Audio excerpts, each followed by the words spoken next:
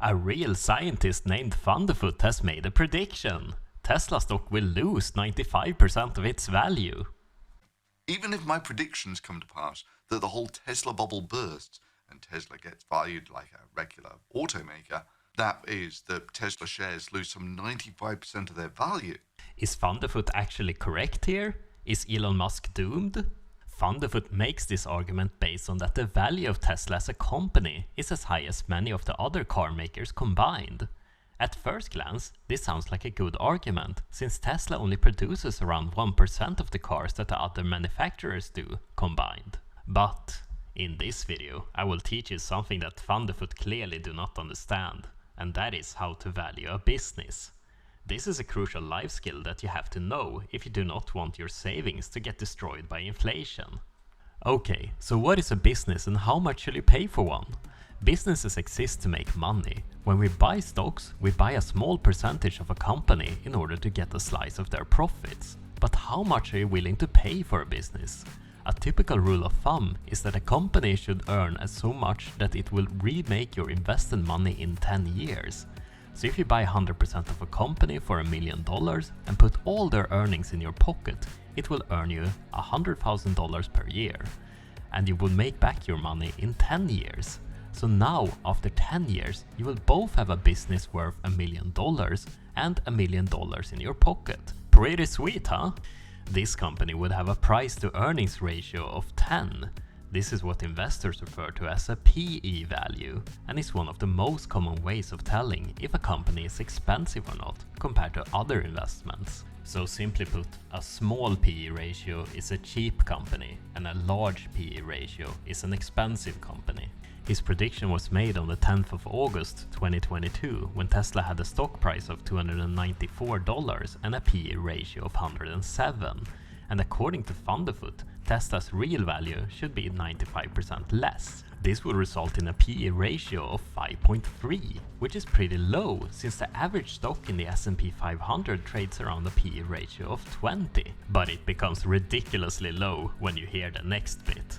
What Thunderfoot totally misses is that a PE ratio of 10 would only make sense if Tesla wasn't growing. But Tesla is growing, and not only that, it's growing at an exponential rate in the order of 50% per year. That is insane. So would you pay a bit more for a business that is not only profitable, but also grows with 50% per year? Thunderfoot wouldn't, but most investors would, and this is why growth companies like Tesla and Amazon has a high PE ratio, because in the future their profits will be higher, which warrants a higher price in the present. But Thunderfoot's lack of business know-how doesn't end there. He compares Tesla to other car makers, which mostly make internal combustion engine cars, not electric cars. It's like comparing BlackBerry to Apple when the iPhone was released. Yes, they both make phones, but in a couple of years there will be no demand for one of them because the other is superior. This is something a good investor absolutely has to take into account. If you ever find a company with a low PE ratio, you might think it's a bargain. However, don't be fooled. The reason why a company trades as a low PE value is that investors fear that the future profits of the company will be lower, and thus this warrants a lower price in the present. Thunderfoot also totally misses the much higher earnings per car that Tesla has compared to other brands. This is due to the lower complexity of electric cars and that Tesla is vertically integrated.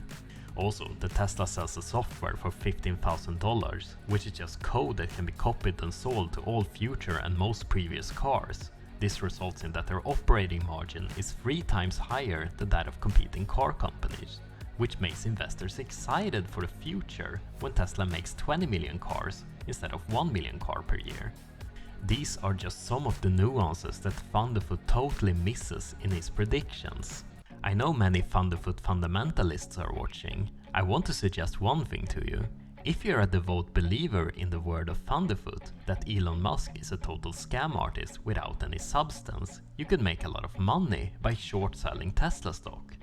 If Tesla goes down to 95% as Thunderfoot predicts, you will make about 95% profit on your short position.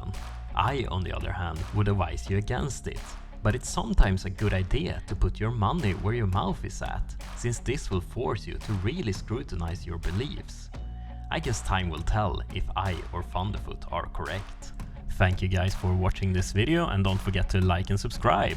And also, Thunderfoot fans, don't forget to roast me in the comments and tell me where I'm wrong. See you in the next video.